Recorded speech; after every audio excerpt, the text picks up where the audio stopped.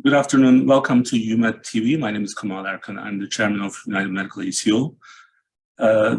This is our weekly event. As many of you are already familiar with the format. The only thing that we made some changes. So our Wednesday wellness webinar is now going to be part of our clinical presentation on Fridays, and we are going to keep it in the same schedule. Second Friday of the month, we will be with the diabetes presentations. And after that, once we finish that part today, we are gonna, Sean is gonna join me, and then we'll go through the healthcare updates, healthcare news updates, global events, and also the US economy. Today, because of our clinical presentation, other than our team, our primary care physician, also the medical director of our United Medical ACO, Dr. Carlo Valencia, is going to be with us. Dr. Valencia, how are you doing? I'm doing good. Thank you. Nice to be back. Good to have you back. And then Caroline is our dietitian and program manager for the accreditation. And also Donna Gunkel, who's our clinical integration director of clinical integration. And how are you guys doing? Good. So on the other side, I'm trying to send text messages. I did receive the one. Program managers. All right. So I was getting messages, so then they said they didn't get the link. All right. So we are going to go ahead and start the presentation. Dr. Valencia, I'll do my best to keep you on the PowerPoint right on time, so you don't have to say next slide. Hopefully, let's try.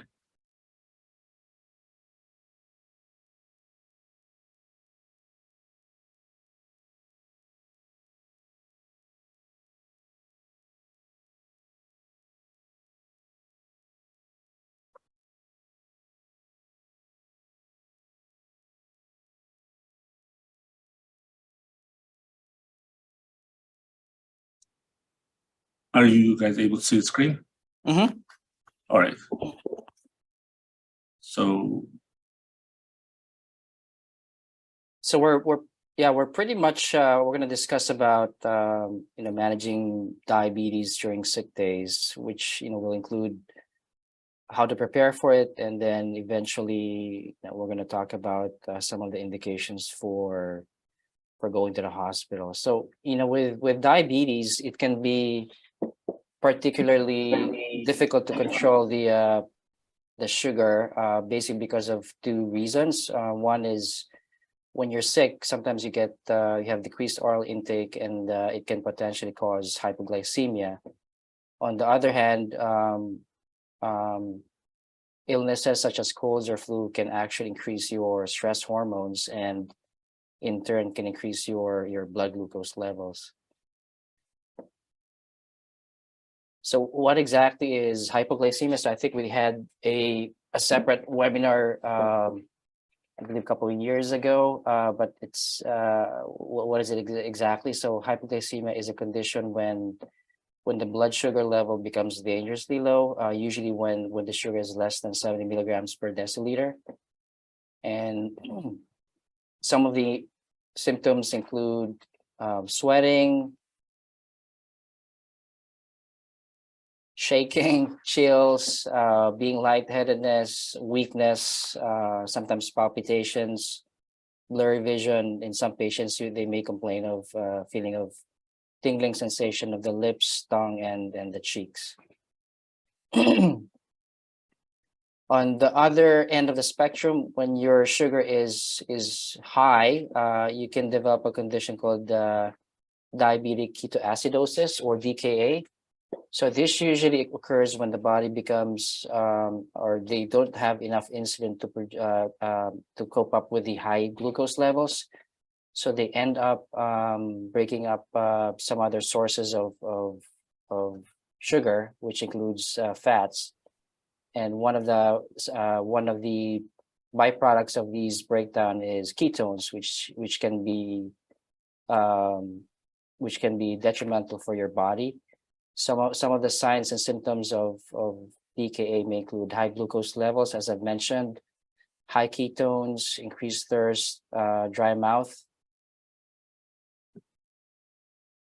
frequent urination, nausea, vomiting, drowsiness, and some patients may complain of having a fruity odor or of breath.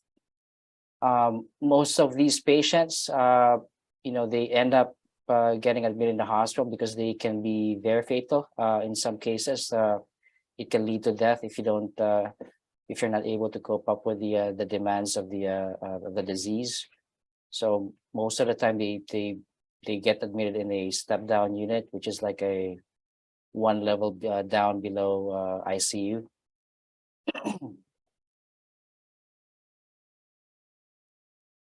So management of diabetes, I think usually starts with preparing for it. I think Caroline will touch base with how to come up with the sick day kit, but essentially you have to make sure you have, enough diabetes medications, enough food. That's a very easy source of carbohydrates, and this may include sports drinks, canned soup, gelatin crackers, instant pudding. And then obviously you have to make sure you have, the glucometer to monitor your blood glucose levels. And some patients may also use a ketone meter, especially if they're having, some of the signs and symptoms of DKA. You can use a ketone meter to check your ketone levels. So how to manage sick days? So essentially, fluids is a big thing. So you have to drink lots of fluids, about 4 to 6 ounces every 30 minutes. For those patients who are not able to keep anything down, a few sips every 15 minutes would suffice as well. And aside from fluids, you also have to keep up with the carbohydrates, especially if you're not able to keep anything down.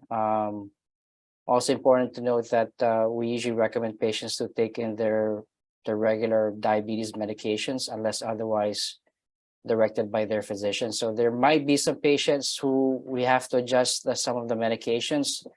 It's really a case-to-case basis, but for most part, we usually recommend them to take their medications, their regular medications consistently. And then obviously you have to keep an eye on your sugar at least every 2 to 4 hours.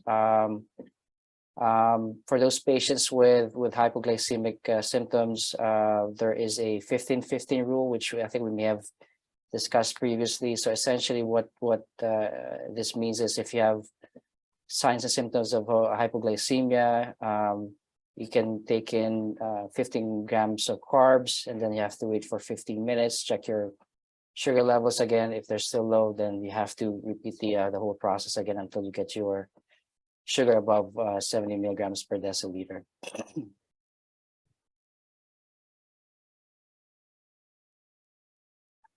So again, the part of the managing sick days would be, again, keeping an eye on the ketone levels, temperature, because sometimes when you have persistent fever, there might be something going on. So we have to keep an eye on that one. Checking weight daily is also important because, when you're losing weight, that means you're not absorbing sugar. And this is a good acronym to remember. So SIC, so S for sugar. Again, I mentioned earlier, checking your sugar every couple of hours. I for insulin. So if you're somebody who's taking insulin, we usually recommend them to take in their at least their basal insulin. Carbs, C for carbs, and then you have to make sure you drink lots of fluids and carbs. And again, like I mentioned earlier, the ketones. If you're having symptoms of DKA or the diabetic ketoacidosis, you can use a ketone meter to check your ketones as well. So in some cases, if patients are really sick, they may need to go to the hospital. Some of the possible indications for going to the hospital would include the following: so difficulty breathing, ketone levels if they're significantly high, coupled with some of the other symptoms, then you definitely have to consider going to the ER.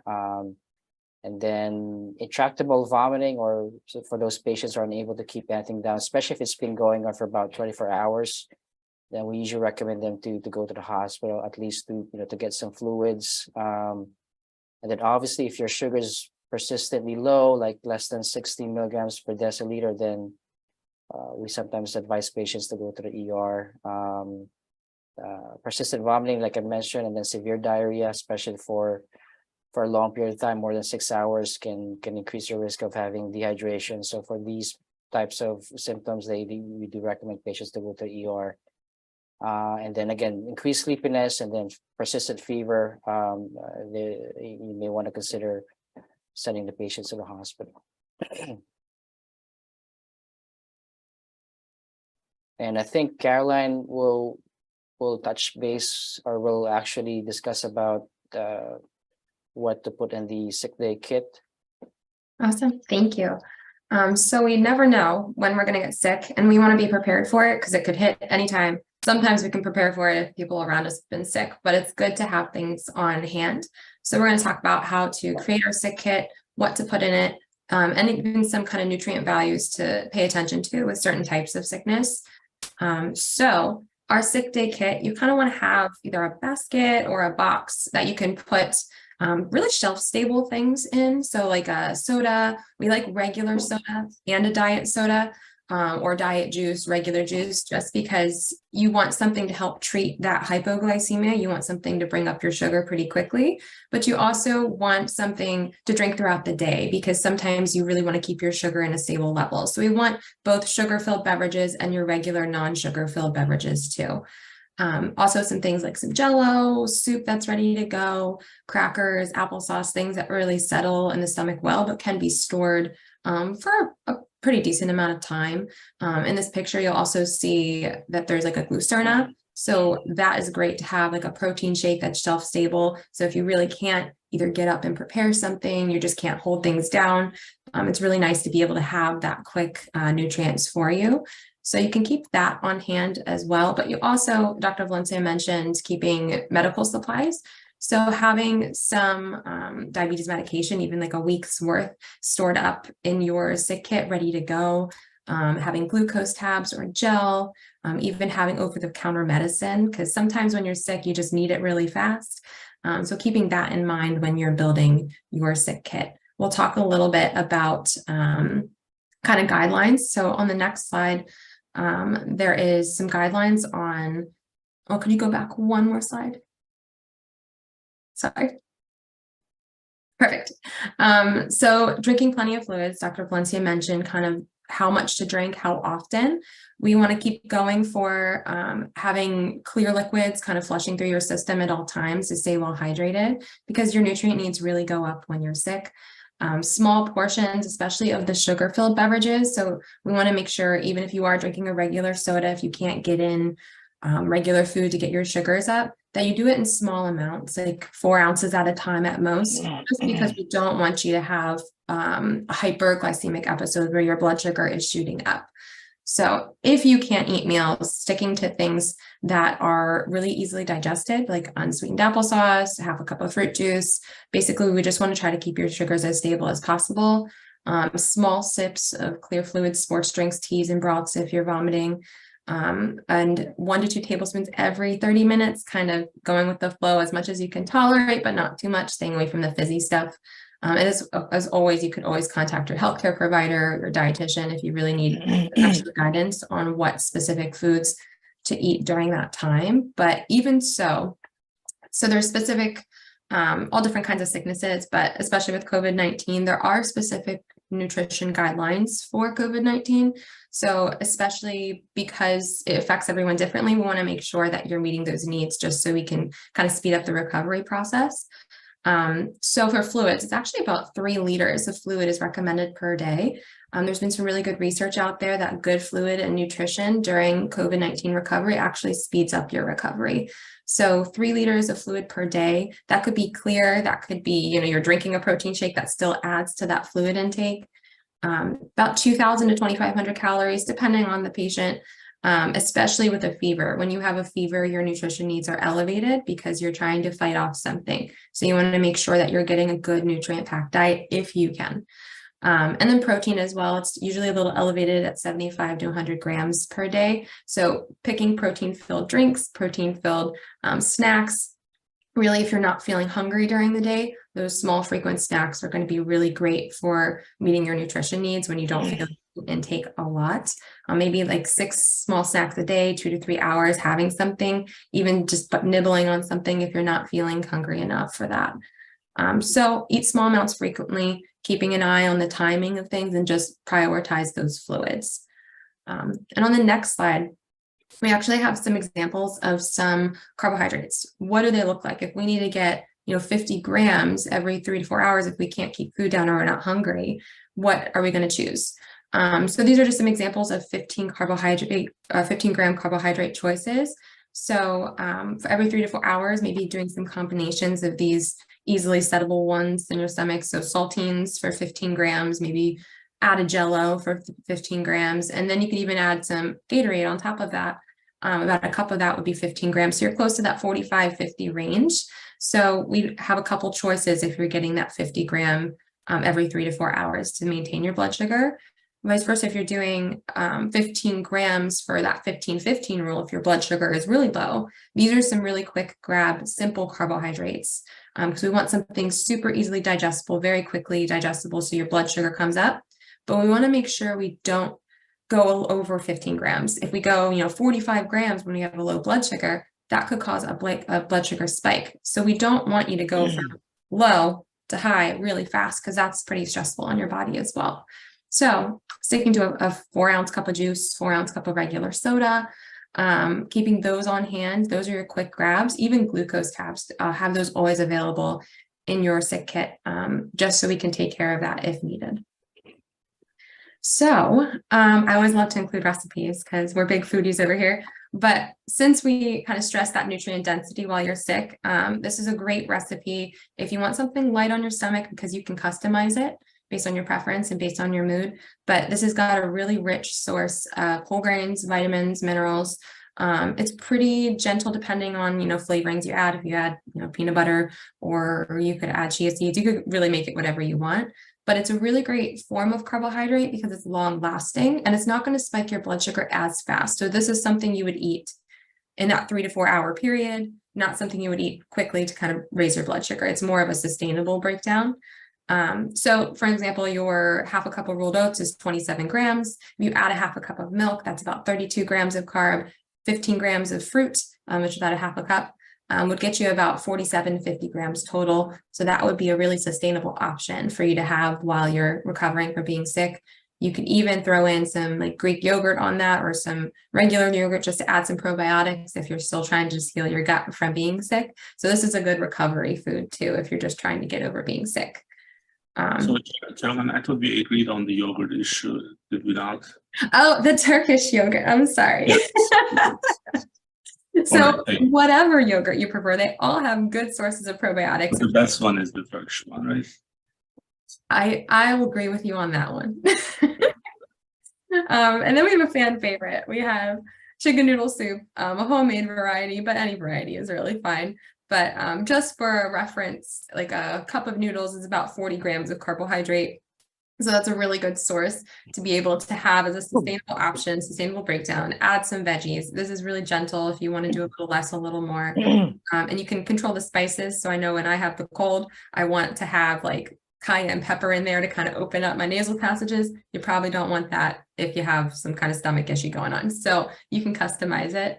But it's also very freezer compatible. So this is great for being prepared. To basically kind of wrap up what we're talking about today, we want to be prepared because we never know when sickness is going to hit or where it's going to hit. So I know I don't want to prepare food when I'm sick, so making choices that kind of benefit me are difficult. So whether you keep, protein shakes on hand or snacks on hand, or have soup in the freezer for a quick microwavable meal, you can be prepared to kind of enter into any kind of sickness that comes your way. And as always, kind of reach out to your healthcare provider, your dietitian, if you have any of those questions or concerns. No, but question on this one, like, is it same to get the chicken noodle soup from the Chinese takeout? I actually, I don't know, because sodium is usually, if you're watching your sodium, of course, if you're watching your sodium, pay attention, like canned soup's higher, takeout soup's probably a little higher. If you're not intaking a lot of sodium in your day, like say you're not eating anything and this is the only thing you're drinking and eating, it's probably fine. But if you're on a sodium restriction, I definitely consider trying to make it at home, prepared ahead of time, or looking for a low sodium option. I think some of the canned soup have like low sodium alternatives, I think. Yeah, I think Progresso has some good ones. Even Campbell's has come out with Yeah, some. because I do keep a couple of cans myself at home because again, never like you know. said, you never know. Yeah, correct. Awesome. I think that was our last slide, right? Mm-hmm. So now, well, thank you both. We have some questions, I believe. So in the beginning, I meant to actually say right now, as of 2022 numbers, based on the 2022 numbers, about 14% of the adult population is diagnosed with diabetes, and 35% of the adult population over 65 years is dealing with diabetes. So these numbers are extremely high. I think this is probably the number one or number two in terms of the chronic illnesses ranking. Now, Dr. Valencia, one of the issues we are discussing here, if the patient knows that they have diabetes and how they're recovering or how they're recovering from sick days. But one of the issues that we know that many patients, they don't actually get diagnosed and they don't even know that they have diabetes, right? So just to kind of maybe address that issue, what would be the best way, best mechanism for people to get to know where they are in terms of diabetes? How should they be diagnosed, and what's the best way to do that? Again, you have to keep an eye on the symptoms. Fatigue, going to the bathroom more frequently, increased thirst. Because again, when you have uncontrolled diabetes, you're not absorbing sugar, and the sugar goes elsewhere. And then one of the things that the places that they go to is the kidney tubules. So again, frequent urination, increased thirst, fatigue, weight loss, like I mentioned earlier. So if they're having some of those symptoms, would definitely recommend seeking consultation with their primary care physician so they can be tested as soon as possible. And most of the time we do have like finger stick here in the office, so we can definitely do that. We do have an A1C as well, so we can definitely check that as well in the office. So, but yeah, if you're having some of those symptoms, then we do recommend patients to seek medical help as soon as possible. And I use for their annual physical, part of the annual physical, having the blood work probably is also one of the best way, right? So correct. In the bariatric program, like, as you know, like we run 2 different case conferences. We find out a lot of patients who don't even know that they had diabetes because like their A1C is 9, 10, 11. We have seen someone last week with 14.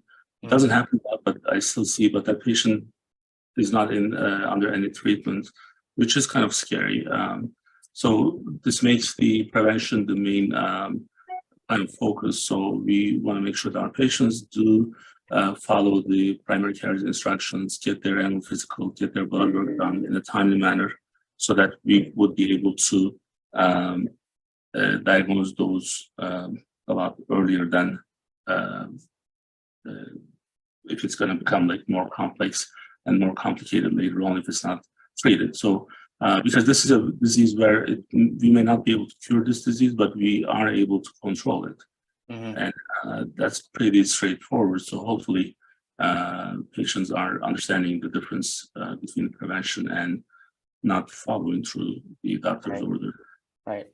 Even for those patients with like controlled diabetes, we usually recommend them to follow up regularly, because I've seen lots of patients where I see them one time where their A1C is like less than 7, then when I see them back after more than 6 months, sometimes they would end up in a hospital. I would see them for a hospital follow visit with an A1C of 10, 11, or 12. So it does happen. So we usually recommend them to follow up regularly and get some blood work on a regular basis. So, I just- Donna, did you have any questions? Not really a question, but more of a comment. So Caroline is will be as of next week, 4 dietitians that we have in our diabetes and nutrition program. So one of the things I just wanted to mention is, as Kemal said, getting your blood work done. So even if you're not a diabetic, you're not diagnosed yet, but maybe you fall within the pre-diabetes range. One of the things that we also promote within our network is having the patient see one of our dietitians, because then they can help prevent them from becoming diabetic, right? Maybe with looking at their current food intake, suggesting some modifications to their diet, talking to them about exercise and some other things. So that's one of the goals too, right? Is prevention. And again, getting that lab work done so you know where you are, and we can help you sooner rather than later. Absolutely. Unfortunately, the utilization of nutritionists, dietitians is still one of the low resource that I see. Although I think we are advanced in terms of our program itself, but I know many other primary care offices, they don't have these resources. So, and we want to maximize the benefit for having our dietitians and nutritionists on board with us. So, we try to cover the sick days management for patients with diabetes. Dr. Valencia, thank you so much for joining us. I know you are in the middle of your office hours. And as I was saying earlier, you are my most favorite PCP. So now we'll know if the others are watching or not. So, but you are also my PCP, like personal PCP. So thank you for taking care of me as well. I'll try to be a better patient next year. You're not doing too bad, actually. So All right, thank you. And Caroline, thank you.